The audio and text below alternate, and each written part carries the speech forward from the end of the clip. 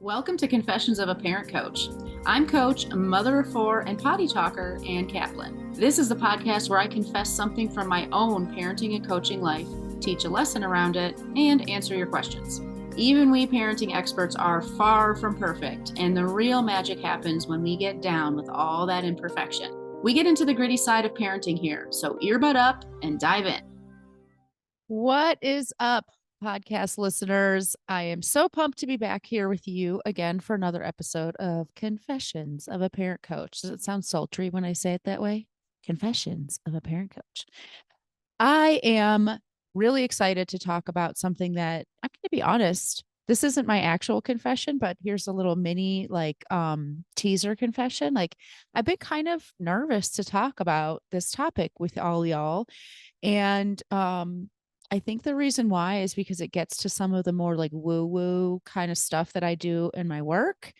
And even though I have like a rock solid belief, and I think even like concrete evidence that the woo-woo stuff is actually the real juicy, meaty, like powerful stuff that I do, it's actually 10 times more important than some of the nuts and bolts and nitty gritty of like how to that I do in my work, even though I am rock solid in that belief.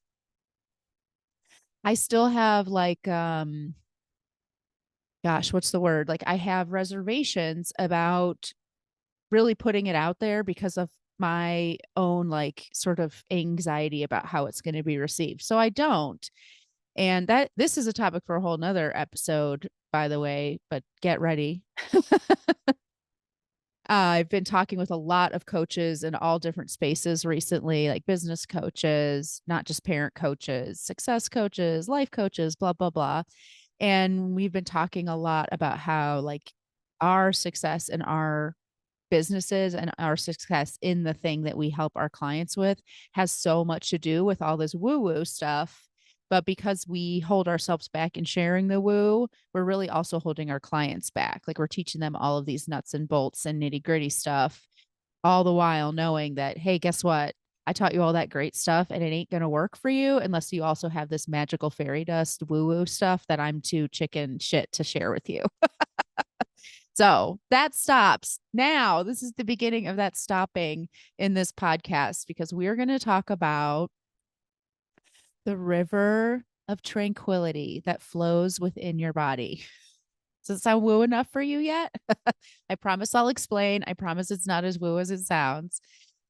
Really, the topic for today's podcast is this universal feeling that I think all of us experience at different times in parenting, but in all things, not just parenting, of like, OMG, I know that I'm supposed to be doing XYZ, but I'm not. Like, what the heck is the matter with me?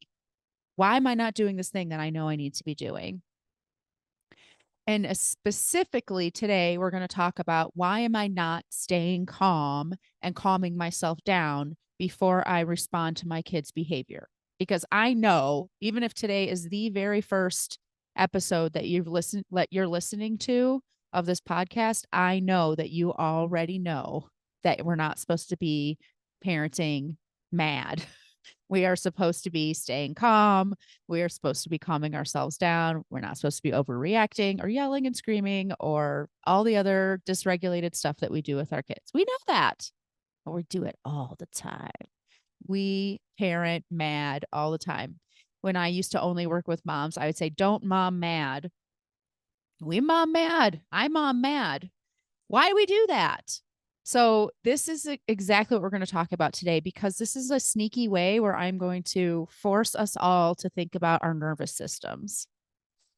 Uh-oh, here comes the woo. Here comes the juxtaposition of woo and like scientific medicine stuff all at the same time. And just like always, hopefully this topic is intriguing you. Hopefully you're ready to get your woo on. And just like always, podcast is called Confessions of a Parent Coach. So it's time for me to step in the confessional. My confession for you today is I don't practice what I preach often. I often do not practice what I preach, which is exactly what we're talking about, right? Like I know that I'm supposed to do all these amazing things that I teach my clients to do, but I'm not doing them sometimes. What the heck? What the hell is up with that? Damn it. So that's what we're going to talk about today. And I want you to know from the very beginning that everything I'm about to tell you, I am just as much guilty of, a victim of, as everybody else who's listening today. Okay. It's the whole idea behind Confessions of a Parent Coach, right? It's like, I'm just like you. Celebrities are just like you. Not that I'm a celebrity by any stretch of the imagination, but just because I'm an expert does not mean that I don't fall prey to the exact same stuff that everybody else does. And this is a great example of that. So I'm going to talk about your nervous system. I'm going to give you like my like Cliff's Notes crash course. This is kind of like how I teach my clients how your nervous system works. And then I'm going to talk to you about why is that important? Number one. Number two, why we don't do the things that we should be doing for our nervous systems. And then what are those things that we should be doing for our nervous systems? Okay. So by the end of today's podcast, you're going to have like a whole new love affair with your nervous system. Hopefully you're going to feel a kind of a little bit of, it's amazing, like sea of tranquility that I was telling you about, inside of you. And what'll be really amazing is if by the end of today's podcast, you walk away with a skill to actually hang out in that sea of tranquility when the going gets tough. Because that's where the real magic happens in parenting, when we can access that sea of tranquility, even when the shit is hitting the fan. So let's talk about this river. I want you to imagine that your nervous system is like a river. It flows, okay?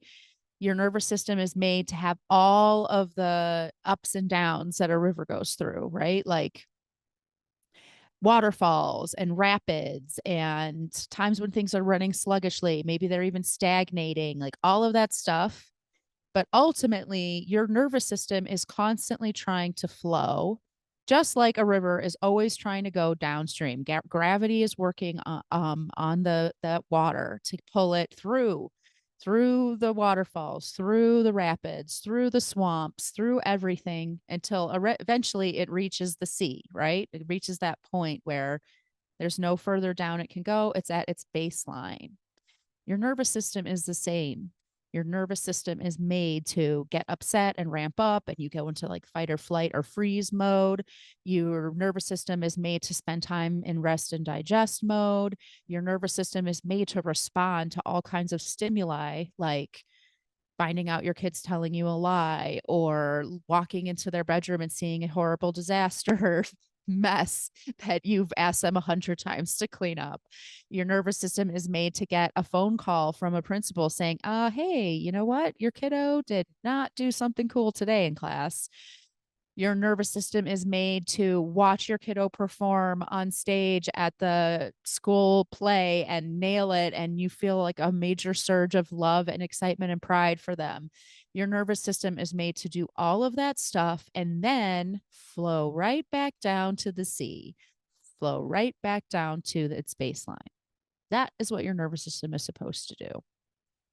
So it's not a problem when we get upset. It's not our forever place. It all comes back down to the sea, except when it doesn't. And that is what we're going to be talking about today. What happens when our nervous system gets stuck? So I want you to imagine that you get that call from the principal and it's like, oh my gosh, your kid just threw a chair across the room, or your kid's having a really hard day today and we need to do something about their behavior. Or sometimes I get calls from my client saying, like, I just got a message from the school that my kid has gotten kicked out of daycare or is suspended or whatever. What happens inside your body when that phone call comes in is exactly what your nervous system is doing. It is freaking out. For most of us, we feel like we're the ones who are in trouble, right? Not our kids. And so we get what happens? Like our heart starts pounding. We feel a tightness in our chest. We might even start sweating. We start panicking. We speed up, like in our brains, even because what's really happening in response to that panicked, a reaction is our brains are starting to kind of story tell. I'm a bad mom, or I'm a bad parent because I didn't teach my kid not to do X, Y, and Z. And now they're in trouble. Or my kid is a bad kid, or I need to figure out how to fix this, or I don't know how to fix this, or, I'm never going to be able to fix this. Or again, this stuff is happening, right? Whatever it is, there's a story that's going on inside of us that perpetuates the freak out. And if we don't do something to help the river start to flow again, we will be stuck. And I like to think of like these times when we are either stuff is happening and it's kind of like tripping us up, or we're not doing the things that would help us get untripped up. I like to think of those as kind of like a dam. There's like a beaver dam in the river. Okay. The water can't flow. Your nervous system can't flow back down to the sea. You are stuck. Things are backed up. And so our brains love to tell us that the way for us to get calm again is to fix this problem. I'm going to give that principal a talking to. I'm going to give my kid a talking to. I'm going to figure out the exact right parenting strategy that will make it so they never misbehave in school again, whatever. And then this situation won't happen anymore. And so that's how I'm not going to feel upset and freaked out. I want to offer you that that's actually not true. What will actually get you back down to the sea is doing the stuff that removes the beaver dam. And the stuff that we think breaks up the beaver dam is not accurate. All of that like action item, to-do list stuff. Call the principal, talk to the kid, find a new parenting strategy, use this amazing discipline tool, take away screens, yell at them, whatever it is, that doesn't actually break up the beaver dam. And if you're a client of mine, you've probably heard me say this before. My clients hear me say weird stuff all the time. And here's one of the weird things I say. What really is going to break up that beaver dam is for you to go and sit in your closet. And here's what I mean when I say that. For me personally, I do a lot of my mindset work in my closet. I have not exactly a walk-in closet. It's more like a closet that you can step into, but you can't walk. Like you step into the closet and then you're surrounded on three sides by closet stuff. But I have figured out that if you lay down at a diagonal at the bottom of my closet, you actually can fit, or I can actually fit my entire body prone in my closet.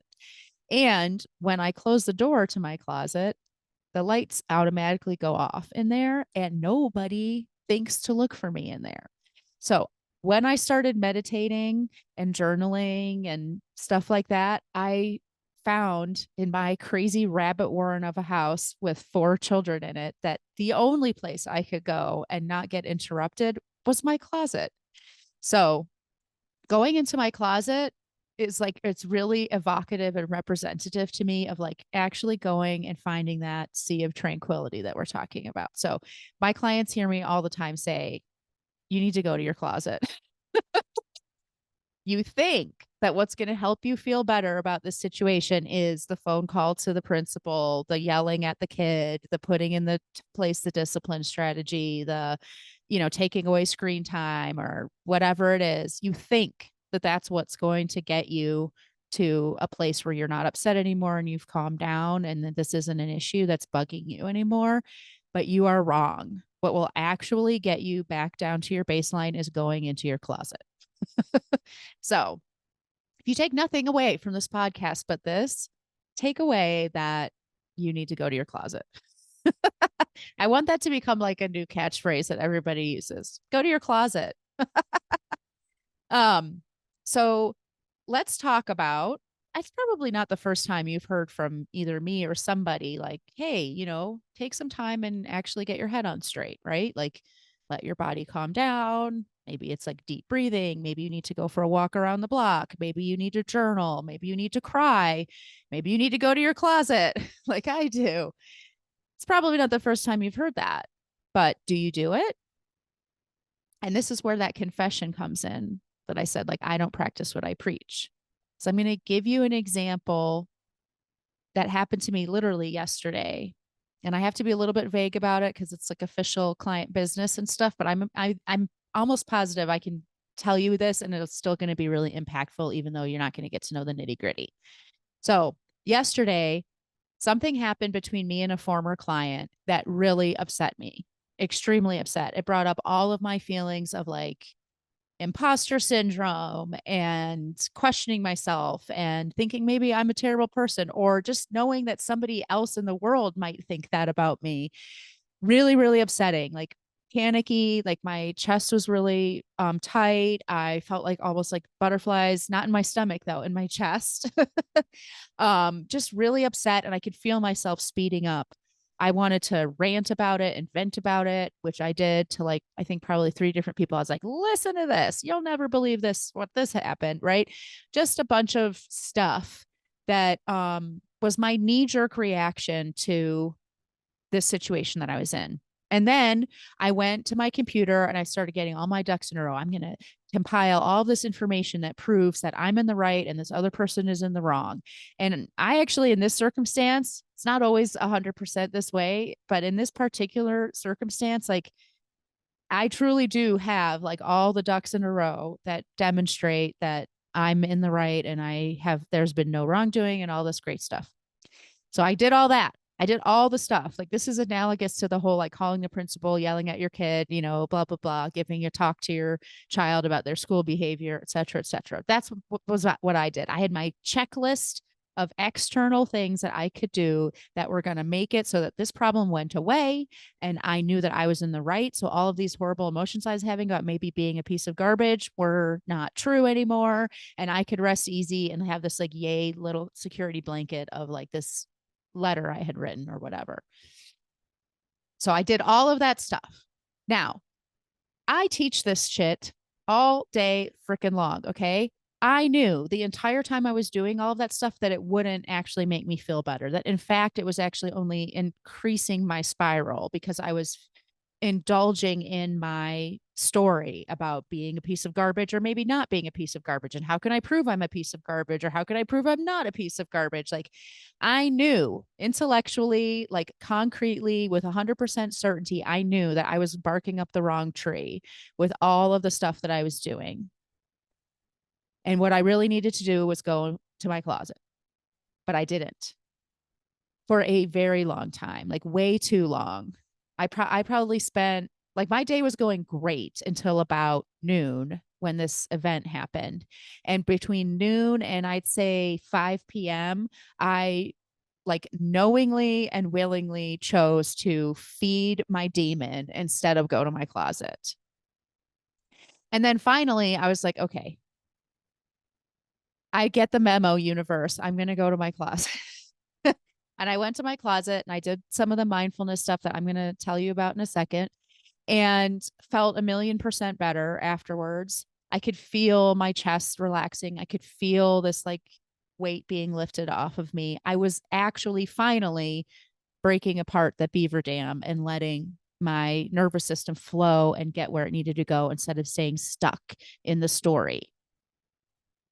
And so if you are out there feeling like right in the moment, I knew that I was losing my temper. I knew I was about to unleash on my kid. I knew I was about to dump all my feelings on them, and I did it anyway.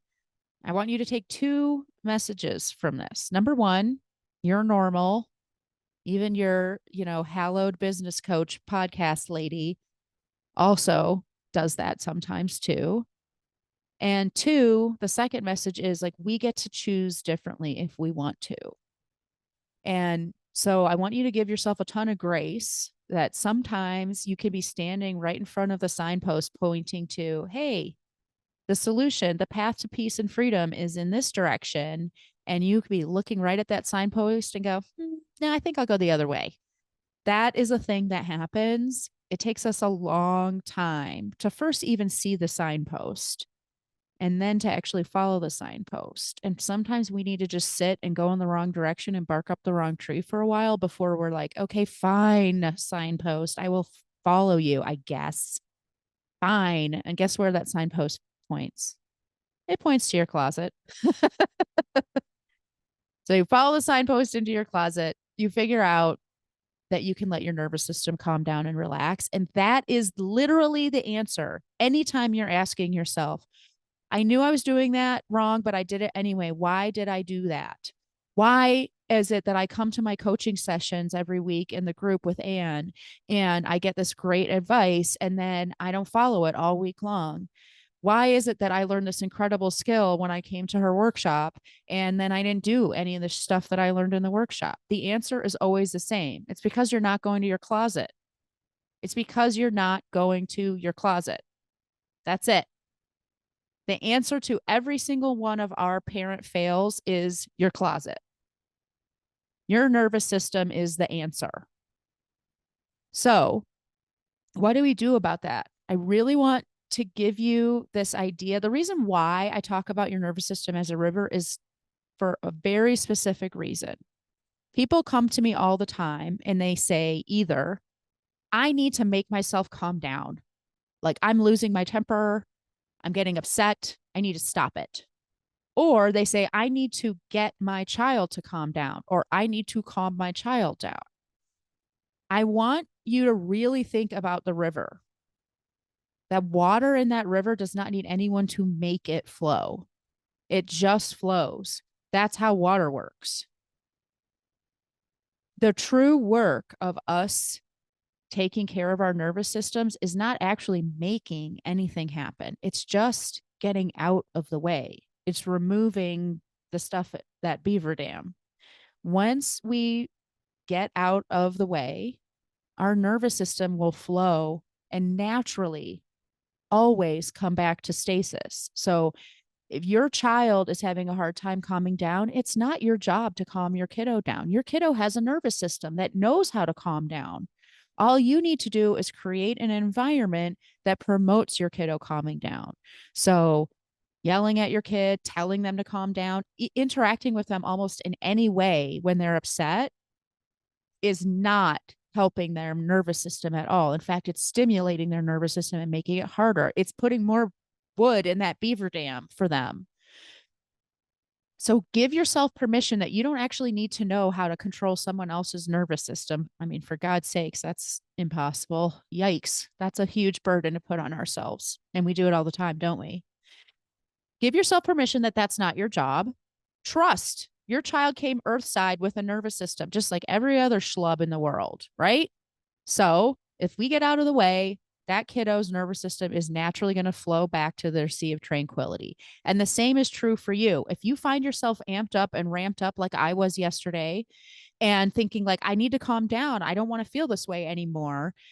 If that feeling is continuing and perpetuating in you, it's because you're adding wood to that beaver dam instead of just all you need to do is get out of your own way. I needed to step away from my computer. I needed to stop venting and ranting about it to friends and my husband. I needed to go to my closet. And once I did, it's so much less about what I do when I'm in my closet than it is about the fact that I went in there at all. Because what happens in the closet? Nothing, which is exactly the point. How much time do you spend in your day truly experiencing nothing? The lack of stimulation. How often do you feel that? Now, we might be mindlessly scrolling on our phone and saying, what are you doing? Nothing. I'm wasting time. That's not nothing. That's stimulating yourself still. We are sensory seeking when we do that. Go to your closet. That's a whole different ballgame. Maybe you're listening to calming music and maybe there's a candle lit in there or something. But what you're actually inputting to your body and your nervous system is a whole lot of nothing. And that's exactly what it needs. It just needs the input to stop so that it can flow again. Okay. So that's why for me, that metaphor of your nervous system flowing like a river is so profound. It means so much to me because it helps me remember like this doesn't have to feel like a job. I have to calm myself down. I have to make this happen. It's not even an action on my part. It's much more of a trust fall like, oh, I have a nervous system. I can calm down. So I can release all the stuff that I'm trying to do to make the situation better and just allow my body to do its thing. So much easier, so much less burden, so much less work. so much less pressure. So remember that once again, signpost might point to your closet. You might decide, I'm not going to go there right now. I decide to go the opposite direction and feed the beast instead. We all make that choice. Sometimes you just have to spiral for a minute.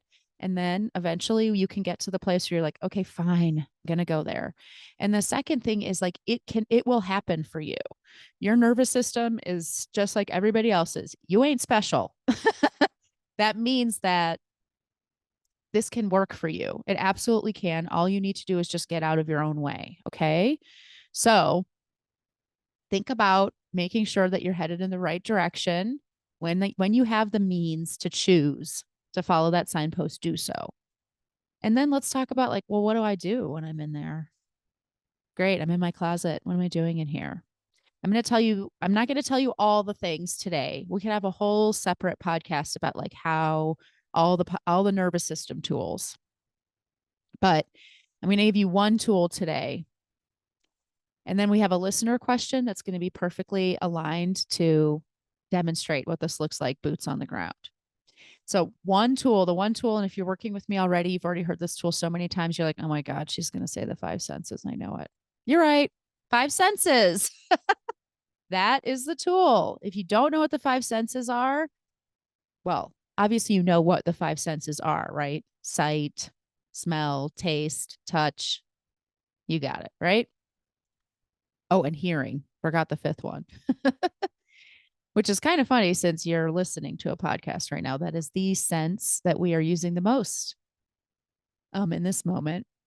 You know what the 5 senses are. The 5 senses is used as a mindfulness tool. You might not know. It is literally the simplest. And if you find it even not simple enough, I want you to simplify it to only 3 senses: the sense of sight, the sense of hearing, and the sense of touch. Okay. All you're going to do is close your eyes and take a deep breath and let it all out. Maybe do that 2 or 3 times just to really kind of, here I am, right? And then I want you to think without opening your eyes of 5 colors that are in the room around you. So it could be the color of your shirt, the blue of the sky, the green of the grass, color of your bedspread, wherever you are. Don't open your eyes. Just think of them and name them in your mind. So that's called mental labeling. When you say the blue of the sky, the green of the grass, the purple of my bedspread. I'm just kidding. My bedspread's not purple. So don't go around telling people that because you'll be wrong. 5 colors. Then once you've done your 5 colors, take one more deep breath. I like to take a deep breath in between each sense. And then listen for 4 sounds. Once again, mentally labeling. So the wind in the trees, a car driving by, the house settling, the dishwasher beepy sound that goes off when the dishwasher's done, right? Mentally labeling and saying, and I actually really love to do the hearing one because sometimes it takes a while for me to hear a sound. If my house is really quiet, like when my kids are in school or whatever, like it might be like a minute or so before I hear another sound. So that's great. Don't make up stuff. Don't try to like guess what sounds are around you, which I have found myself doing, full disclosure. Just wait. A sound will happen. You will hear something. And then when you're done with that hearing sense, then you're going to take another deep breath and think of or notice 3 physical sensations that you feel. So not feelings like emotions. I'm talking about feelings like my shirt is scratchy, my back is tight, there's a hair tickling my nose, that kind of thing. Physical feelings. One more deep breath. And if you're going to keep going, then it becomes 2 smells and 1 taste. The smells and the taste can be a little bit tricky sometimes, but I'll say usually one of my smells is my own BO, just to give you a little peek behind the curtain. And usually my taste is chapstick because I wear it all the time. Carmex, thank you very much. So I want you to really try this. All joking aside, this exercise could take like 2 to 3 minutes. It could take longer, but it doesn't have to. It's something you could literally do in your car at a stoplight. You can do it when you step into the room and you see the major disaster your child has left for you to clean. Go and walk away, do your little five senses, and come back. You can do this when you get an email from a disgruntled client. I did yesterday. All of those things, there is 3 minutes. There is 3 minutes to do this mental exercise. And what you'll notice, and why I find this to be a really great like entry skill set, is first of all, it's not meditation. I'm not saying clear your mind, think about nothing, become one with the universe. That's totally cool. That's some double black diamond mindset shit, and you might not be there yet, and that's totally fine. And also, like, maybe you are there in general, but in this one moment, you ain't. That's okay. The other thing that this exercise does is get you out of your head and into your body, which is exactly what we're trying to do. We're trying to let your body do its thing. And your head is the biggest beaver dam that has ever been invented. So the more you get out of your head and into your body, the more your nervous system will calm down. And that's the third thing. That's the third reason why I love it, is because it works. You will notice yourself at a completely different frequency when this exercise is over than when you started it. Like, when I say frequency, I mean, like, think about the buzz, that buzzy vibration you almost feel inside you when you're ready to either cry or scream or punch something. Think about that frequency. It's this like rapid vibration of like speedy craziness, versus at the end of this, five senses exercise, you're going to be at a totally different frequency, a much better frequency, a frequency that your children will thank you for, a frequency that you will thank yourself for, and a frequency that your body will thank you for. So that's my one little snippet into mindfulness work and nervous system work. Stay tuned to a future episode for like really deeper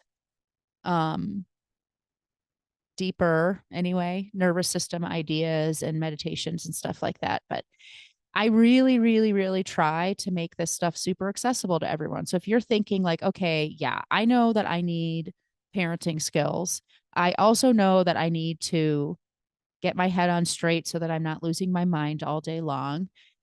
And maybe that means I need to work with Anne. I want you to know that everything that you do with me, while it is very deeply connected to the woo woo in the world around us, it is deeply connected to whatever universal intelligence, higher philosophy, your highest self. It is so tangible. It has to be tangible. Otherwise, you might as well just read all the Deepak Chopra books and cross your fingers. And let's face it, we've all done that already a million times, and it doesn't work.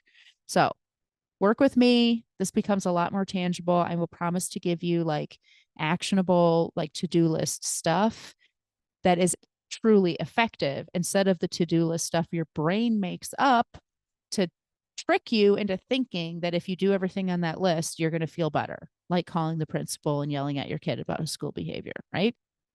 So I hope that's super helpful for you. I cannot wait to hear any comments or feedback you have for me about mindfulness work. And did it work? Was it too crazy? Did you not do it? All of that stuff. I've heard it all. I promise. I probably said it all myself. And just as usual, we're going to wrap up our session with a question from the listener.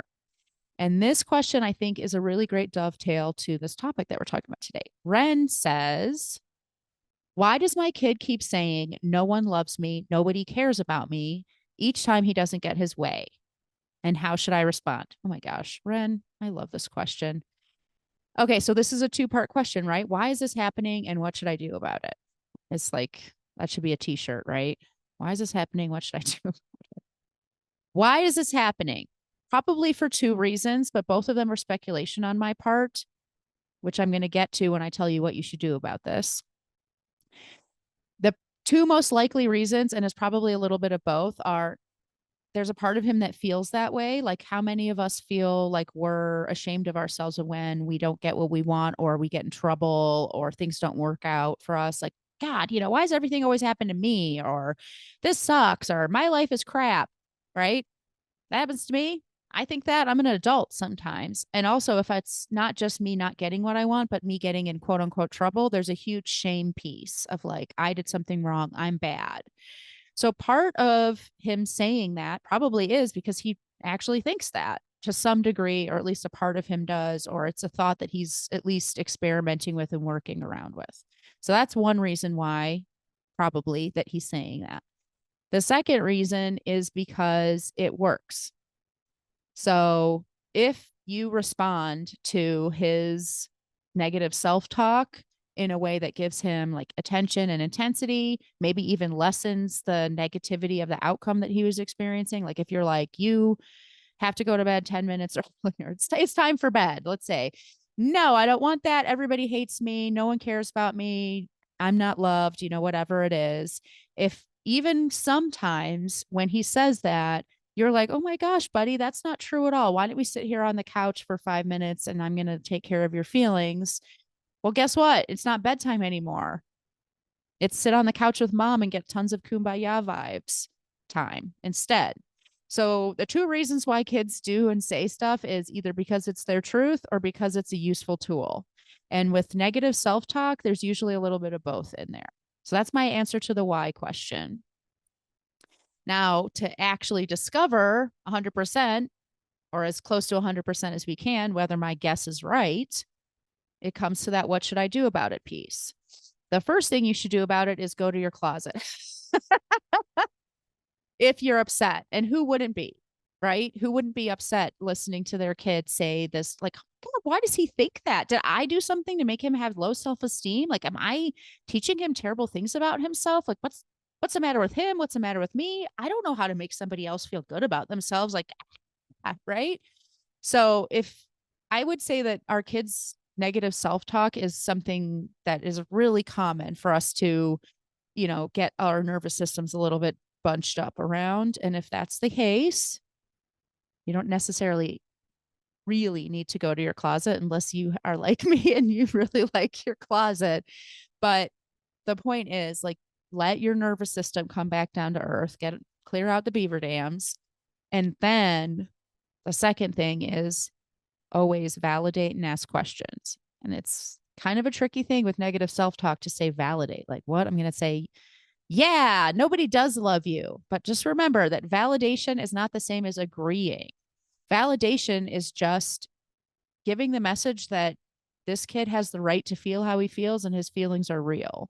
So to say, wow, I'm so sorry you feel that way, or it must feel really bad to believe that nobody loves you. I'm so sorry that's how you feel. Or, oh my gosh, buddy, like no wonder you seem so upset. If you believe that nobody loves you, I'd be upset too if I were you. Notice how never in there am I agreeing and saying, you're right, I don't love you. Like, of course, I'm not going to say that to my kid, but validation is a big deal. And then asking questions. So I like to me, it's the 1-2 punch in communicating and connecting with kids, which is validation, open, empowering question, validation and question, validation, question, as long as that your kid stays present in that dialogue. So it might only be one validation comment and no questions. It might be several questions before this kid's like, shut up, mom, I don't want to talk to you, or screw you, dad, or whatever. But ask him questions. I would say, wow, no wonder you're so upset if that's what you think. I'd feel the same way if I believed nobody loved me. I wonder why you feel that way, or what makes you say that no one loves you. Last night we had our group coaching call, and a mom was talking about how much it bothers her when her kid uses the word stupid. And another mom was talking about how much the word hate triggers them.